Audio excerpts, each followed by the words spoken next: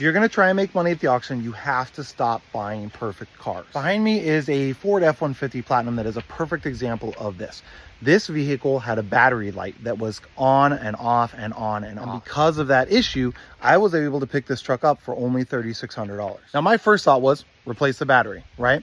So it was from 2019. I replaced the battery. It was still happening intermittently, mainly at low RPMs. So my next thought is replace the alternator. Looked at the alternator, and truthfully, it looked like it had been replaced recently, which kind of scared me a little bit. Because I mean, if somebody put a new alternator in already, and then I put a new battery in it, then what am I left with the problem being, right? But obviously there's always a chance that somebody put in the wrong alternator, somebody put in a bad alternator, somebody put in an alternator that was, I don't know, didn't last very long, or it was cheap, or they got it from the junkyard. I mean, you never know. So I went and got a new alternator for it, put the new alternator in, which is a relatively easy job here on this truck.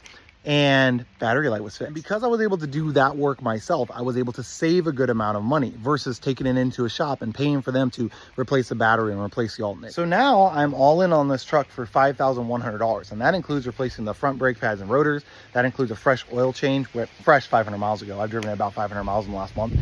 And then it also includes the alternator and the battery. And then on top of that, I also put some new floor mats inside. These were relatively cheap. I think I spent 60 bucks.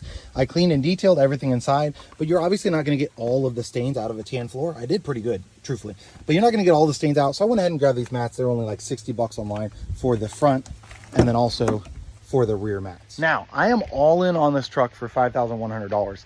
And I guarantee you, if it didn't have that battery issue that was scaring people away because they didn't know what it was on for, they didn't know what the problem could be. It could be an electrical issue. It could be this, could be that. They didn't know how to fix it, whatever.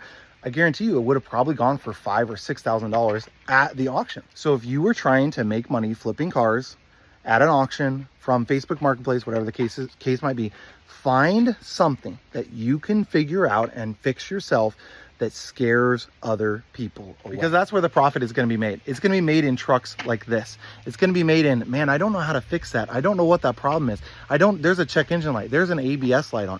Now, know what you can and can't fix as well. So for example, my first auction truck that I bought was a Dodge Ram, had an ABS light on. I didn't have the right scanner to check ABS code, so I thought it was just going to be a wheel speed sensor, and it turned out it needed a whole ABS module. But I took it to a mechanic. He was able to find a used ABS module that worked, that was good. He replaced it, and all in for that truck, I think I spent like 800 bucks. That included him putting on the tires and some other stuff that he did. But again, I got that truck cheaper, that first one cheaper, because it needed some work. It needed some things done, and no one knew what exactly it was. So I was able to pick it up for $6,000 at the auction.